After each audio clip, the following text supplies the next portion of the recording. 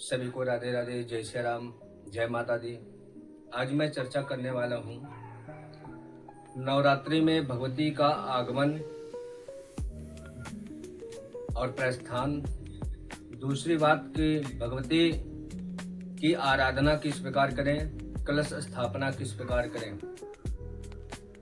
हम आप लोगों को बता दें कि विशेष रूप से देव पूजा में जहाँ तक सामर्थ्य हो वहाँ तक देव पूजा का विधान करना चाहिए। देव पूजा मन से करना चाहिए, श्रद्धा से करना चाहिए। जो भी हमारे इस वीडियो को लाइक नहीं किए हैं, चैनल को सब्सक्राइब नहीं किए हैं, प्लीज़ वो सभी लोग चैनल को सब्सक्राइब कर लें, वीडियो को लाइक कर लें। आइए हम चलते हैं चर्चा की तरफ।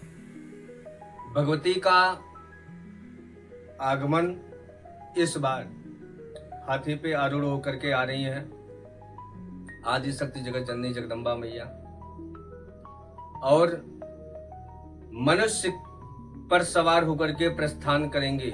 मनुष्य पे सवार होकर प्रस्थान करने का तात्पर्य ये है, मतलब ये है कि भगवती डोली में बैठ करके जाएंगी। दोनों ही हमारे लिए बहुत ही शुभ संकेत लेकर के आए हैं और दोनों ही हमारे जीवन में उन्नति का कारक है।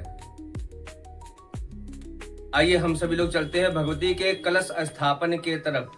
क्या विधि है कलश स्थापन करने की, किस प्रकार कलश स्थापन करना चाहिए, कलश स्थापन का नियम क्या है, कलश स्थापन करने से क्या फायदा होता है। सर्वप्रथम आइए हम सभी लोग आदि शक्ति जगत जननी जगदम्बा मैया का ध्यान करते हैं, उनसे प्रार्थना करते हैं कि आप सभी के ऊपर भगवती की कृपा बने। और पूजन की सामग्री में क्या क्या लेकर के आना है। आप पूजन की सामग्री आप लोग नोट कर सकते हैं क्या क्या लगेगा भगवती की पूजा में। आइए हम आप लोगों को पूजन सामग्री बता रहे हैं, उसके बाद में विधि बताएंगे किस विधि से करना चाहिए भगवती की आराधना। पूजन सामग्री क्या क्या लगने वाला है नवरात्रि कलश स्थापन में। आइए हम आप लोगों को पूजन सामग्री बता रहे हैं, आप लोग पूजन सामग्री को नोट कर लें। सर्वप्रथम हमको एक मिट्टी का या पीतल का कलश लेना है। अगर जिसके पास व्यवस्था हो रही है वह पीतल का कलश स्थापन करें, अगर व्यवस्था नहीं है तो वह मिट्टी के कलश की स्थापना करें। जौ ले आए, बालू ले आए, कलश के ऊपर ढकनी जरूर ले। मैंने केवल कलश ही बताया है तो कलश के साथ साथ ढकनी जरूर दे देते हैं। आम के 5 पल्लव की गुच्छा या पंच पल्लव ले आए। पंच पल्लव क्या क्या होता है? पीपल, पाकड़, बरगद, गूलर, आम, ये पंच पल्लव में आते हैं। तो इन सबका एक गुच्छा बना करके कलश में रख दें और कलश में रखने के पश्चात ऊपर से ढकनी में चावल भर करके और ऊपर से जटा वाला नारियल। तो आप सभी लोग एक नारियल भी ले लें जटा वाला, लाल कपड़ा ले लें कलश में लपेटने के लिए, एक चुन्नी ले लें जो नारियल के ऊपर लपेटा जाएगा। रक्षा सूत्र, सिंदूर, हल्दी, अक्षत, सुपारी, कपूर, गंगाजल, घी की रुई वाली बत्ती। रुई की बत्ती को घी में डुबो ले और उसको प्रतिदिन पूजा में उपयोग करें। फूलमाला की आवश्यकता पड़ेगी तो फूलमाला, और पंचमेवा ले लें, सप्तधान, सर्वौषधि, सप्तमितिका, पंचरत्न, अबीर गुलाल, स्प्रे वाला सेंट या फिर इत्र, एक अच्छा सा खुशबूदार, फल, मीठा, पान का पत्ता इत्यादि सभी सामग्रियों को इकट्ठा करके सर्वप्रथम हम नीचे जमीन पर थोड़ा सा बालू रखेंगे और उस बालू को कटोरी की आकार बना देंगे कि उस पे कलश रखने पे एकदम आराम से कलश बैठ जाए। कटोरी की तरह बालू को बना करके उस पे कलश रख करके कलश की स्थापना कर दें। आगे एक छोटे से पात्र में भगवान गणेश जी को और गौरी मैया की स्थापना जरूर करें, क्योंकि बिना गौरी मैया और गणेश जी की पूजा के किए बिना आप लोगों को किसी पूजा का फल नहीं प्रदान होने वाला है। तो आप सभी लोग गौरी गणेश की स्थापना जरूर करें। उसके पश्चात भगवती की आराधना करें और भगवती के कलश की स्थापना करें और भगवती का एक सुंदर सा हंसते हुए चेहरे का फोटो जरूर लगाएं। और उसके बाद में एक छोटे से पात्र में जल ले लें। जल लेकर के आचमन करें और आचमन करने का मंत्र क्या मैं आप लोगों को बता दे रहा हूं। ओम केशवाय नमः, ओम नारायणाय नमः, ओम माधवाय नमः। इस प्रकार 3 बार भगवान के नाम का उच्चारण करते हुए जल को पिएंगे और पीने के बाद फिर पुनः हाथ को धुलेंगे। हाथ को धुलते समय कहेंगे ऋषिकेशाय नमः, गोविंदाय नमः। इस प्रकार भगवान को प्रणाम करते हुए हाथ धुल लेंगे। उसके बाद में हाथ में फूल अक्षत लेकर के, अब अगर जिसके यहाँ पंडित जी नहीं आते हैं पूजा करवाने के लिए या फिर कलश स्थापन करवाने के लिए, कुछ लोगों के मन में रहता है कलश स्थापना करना है, अपने ही कलश रख दें, कलश रख करके भगवती की पूजा करें। जरूर अगर आप नहीं कर पा रहे हैं, पंडित जी को बुला पा रहे हैं, तो आप इस वीडियो के माध्यम से संकल्प ले लें। बिना संकल्प के कोई भी पूजा पूर्ण नहीं मानी जाती है और किसी भी पूजा का फल नहीं प्राप्त होता है बिना संकल्प किए। तो सभी लोग संकल्प जरूर लें। संकल्प में क्या करना, पहले 3 बार भगवान के नाम का उच्चारण करना है। आइए हम सभी लोग भगवान के नाम का उच्चारण करते हैं। जले विष्णु, स्थले विष्णु, विष्णु पर्वत मस्तके, ज्वाला माला कुले विष्णु, सर्वं विष्णुमयं जगत्, यस्य स्मरण मात्रेण जन्म संसार बंधनात् विमुच्यते नमः तस्मै विष्णवे प्रभ विष्णवे। इस प्रकार भगवती का आराधना करें। अगर जो मंत्र नहीं बोल पा रहे हैं वो केवल 3 बार बोले ओम विष्णवे नमः, ओम विष्णवे नमः, ओम विष्णवे नमः। इस प्रकार भगवान का ध्यान करें और ध्यान करने के बाद में फिर हाथ में अक्षत, जल, पैसा, कुशा लेकर के संकल्प करें। संकल्प करने का यही विधान है। और संकल्प क्यों किया जाता है? संकल्प इसलिए किया जाता है कि हम जो भी पूजा पाठ करेंगे श्रद्धा निष्ठा भक्ति के साथ करेंगे। तो आइए हम सभी लोग संकल्प करते हैं। ओम विष्णुर्विष्णुर्विष्णु हो अद्य परमात्मने श्री श्वेत वाराह कल्पे वैवस्वत मनवंतरे अष्टाविंशतितमे युगे कलयुगे कलि प्रथम चरणे भूर्लोके जम्बूद्वीपे भारतवर्षे भरतखंडे आर्यावर्तैक देशांतर्गते पुण्य प्रदेशे के बाद में, जैसे मैं तो उत्तर प्रदेश से हूं इसलिए मैं उत्तर प्रदेश का नाम लूंगा। जो जिस प्रदेश से हैं अपने प्रदेश का नाम लेंगे। जैसे मैं कहूंगा उत्तर प्रदेश है, जो मध्य प्रदेश से कहेंगे मध्य प्रदेश है, जो बिहार से कहेंगे बिहार प्रदेश है। फिर अपने जनपद का नाम लेंगे। कहीं जैसे मेरे जनपद का नाम है अंबेडकर नगर, तो मैं कहूंगा अंबेडकर नगर जनपदे। फिर अंबेडकर नगर जनपदांतर्गते, मतलब अंबेडकर नगर जनपद के अंतर्गत। फिर अपने निकट अगर कोई प्रसिद्ध बाजार है या ग्राम है या जिस प्रसिद्ध मार्केट के अंदर में हमारा जन्म स्थान या घर पड़ता है उसका नाम लेंगे। जैसे मेरा पड़ता है जहांगीरगंज, तो मैं कहूँगा जहांगीरगंज क्षेत्रांतर्गत। फिर गांव का अपने नाम लेंगे। मेरा गांव पड़ता नरिया, तो मैं कहूँगा नरियाव नाम आखे ग्रामे।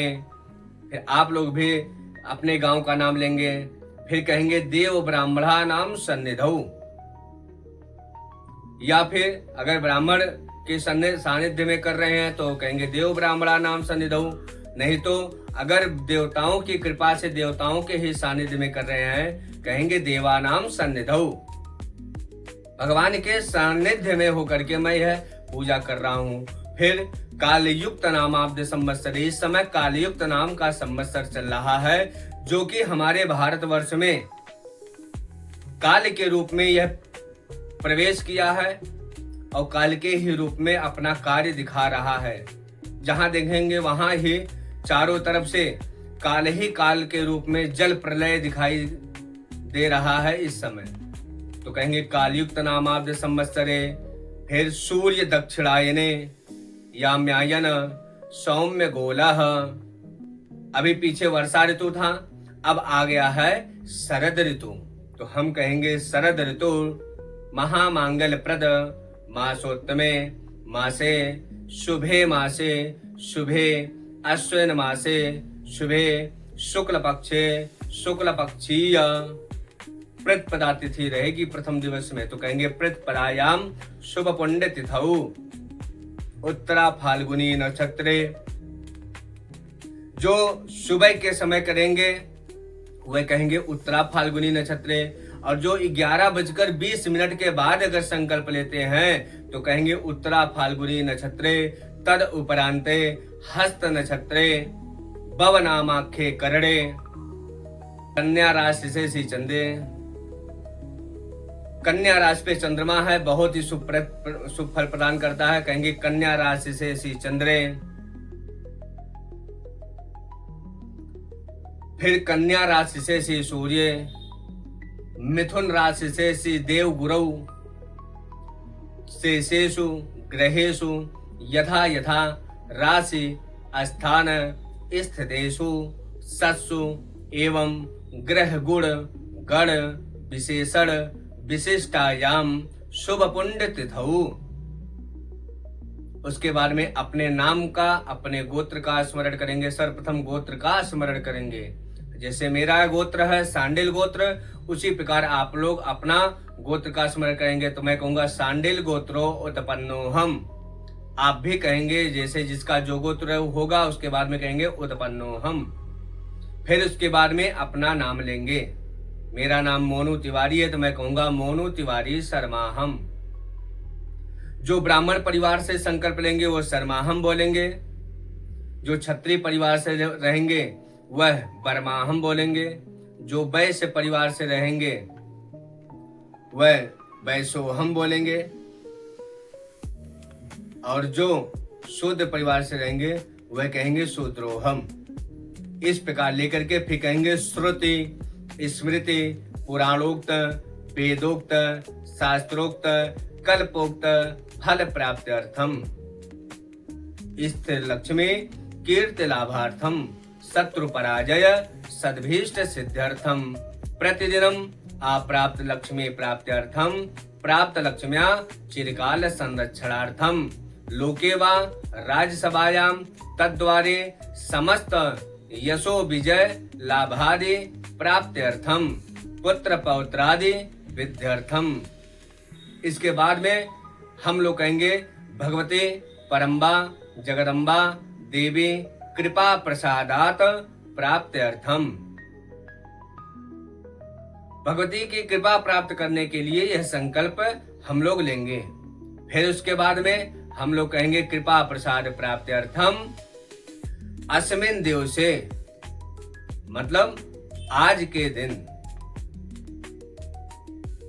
अस्मिन दिवसे भगवती सानिध्यर्थम कलश स्थापनम करिष्ये तदंगत्वेन निर्विघ्नता संसिद्ध्यर्थम गौरी गणेश देवताः पूजनम आवाहनम ध्यानम अहम करिष्ये।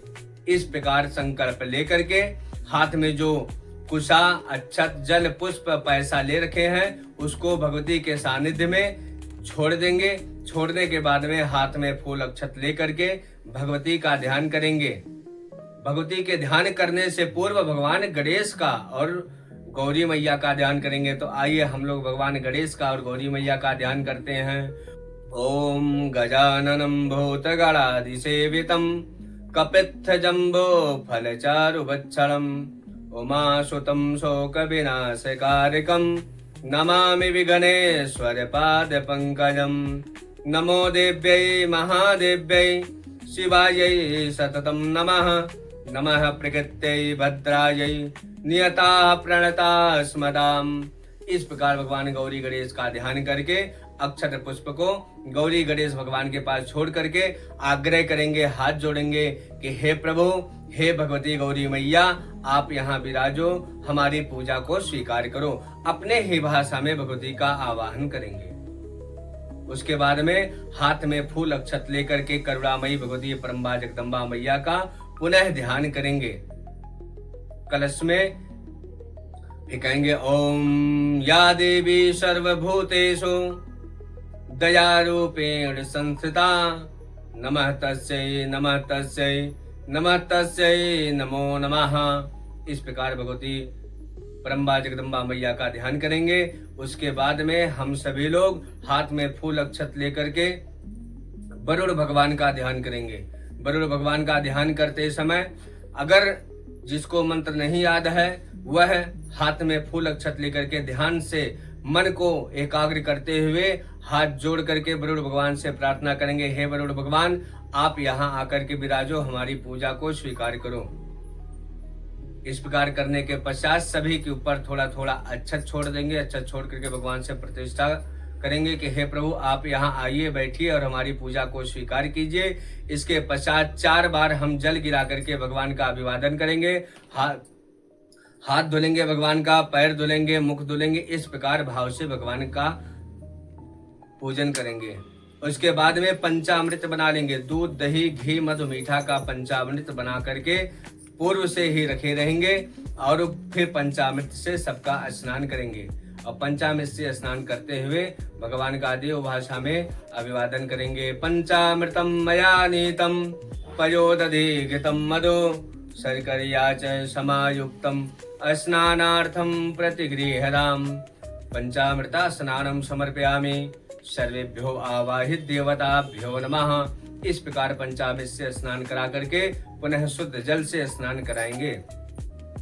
उसके बाद में रुई का हम अब वस्त्र चढ़ाएंगे भगवान को। गौरी गणेश भगवान को, कलश में वरुण भगवान को और भगवती परम्बा जगदम्बा मैया को सबको रुई का वस्त्र चढ़ाएंगे। रुई का वस्त्र चढ़ाने के बाद फिर हम एक आचमनी जल गिराएंगे। उसके बाद में रक्षा सूत्र चढ़ाएंगे। गणेश जी को यज्ञोपवीत चढ़ा देंगे। फिर जल हम गिराएंगे एक बार। फिर चंदन भगवान को चढ़ाएंगे, अक्षत चढ़ाएंगे। फिर उसके पश्चात फूल चढ़ाएंगे। फूल चढ़ाने के बाद में अबीर, गुलाल, अभ्रक इत्यादि चढ़ाएंगे। फिर सिंदूर। फिर गणेश जी को दूर्वा चढ़ा देंगे। दूर्वा चढ़ाने के बाद में बेलपत्र अगर हो तो बेलपत्र भी हम भगवान को अर्पण कर सकते हैं। उसके बाद में धूप जला करके धूप दिखाएंगे, दीपक जला करके दीपक दिखाएंगे। फिर भगवान को बढ़िया सुंदर नैवेद्य लगा करके रखे रहेंगे और नैवेद्य भगवान को अर्पण करके कुछ दक्षिणा चढ़ा देंगे भगवान को। दक्षिणा यज्ञ की पूर्ति के लिए चढ़ता है। यज्ञस्य पत्नी नाम दक्षिणा भवत, यज्ञ की पत्नी का नाम दक्षिणा है। इसलिए जब भी कोई पूजा करे तो दक्षिणा जरूर चढ़ाएं। दक्षिणा चढ़ाने का एक दूसरा भी प्रावधान है कि जैसे यदि हमारी पूजा में किसी भी चीज की कमी रह गई है, कोई चीज हम नहीं भगवान को अर्पण कर पाए हैं, तो उसकी पूर्ति दक्षिणा से होती है। इस प्रकार भगवान का पूजन करके भगवती से और गौरी गणेश भगवान से हम प्रार्थना करेंगे जो भी हमारी पूजा में कुछ त्रुटि हुई है उस त्रुटि को आप क्षमा करें और हमें सद्बुद्धि प्रदान करें। किंचित गलतियां होने के पश्चात किंचित अगर भूल हो गई है तो हम भगवती से क्षमा प्रार्थना करेंगे। उसके बाद दाहिने हाथ में जल लेकर के अपने संपूर्ण कर्म का जो भी हमने पूजा पाठ किया है उसका जो भी फल है वह भगवती को अर्पण कर देंगे। कहेंगे अनेन कृत अर्चनेन भगवते परम्बा जगदम्बा देवी प्रियताम नमः। इस प्रकार भगवती को अपने पुण्य को अर्पण करके भगवती को प्रणाम करेंगे। नमः सर्वाहितार्थाय जगदाधार हेतवे साष्टांगोऽयं प्रणामस्ते प्रयत्नेन मया कृतः। इस प्रकार भगवती को प्रणाम करेंगे सर झुका करके। यह ध्यान रहे पुरुष लोग सर को जमीन पर भगवती के सामने साष्टांग दंडवत करते हुए प्रणाम करें और जो भी माताएं हैं वह आंचल से प्रणाम करें। आंचल से प्रणाम करने के पश्चात में जो भी भोग लगा है उसमें थोड़ा सा प्रसाद लेकर के प्रसाद को ग्रहण कर लें और ग्रहण करके फिर अपने नित्य क्रिया में लग जाएं। जो भी गृह कार्य है उस गृह कार्य में लग जाएं। इस प्रकार की और भी जानकारी को प्राप्त करने के लिए आप हमारे चैनल को सब्सक्राइब कर लें, वीडियो को लाइक कर लें और वीडियो को शेयर नहीं किए हैं वह अधिक से अधिक वीडियो को शेयर करें ताकि यह जानकारी सभी के पास पहुंच जाए। इसी के साथ मैं एस्ट्रो मोनू तिवारी आप लोगों का अपने चैनल पर स्वागत अभिनंदन वंदन करता हूं और अपने तरफ से अपने परिवार की तरफ से आप सभी को नवरात्रि की बहुत बहुत शुभकामनाएं।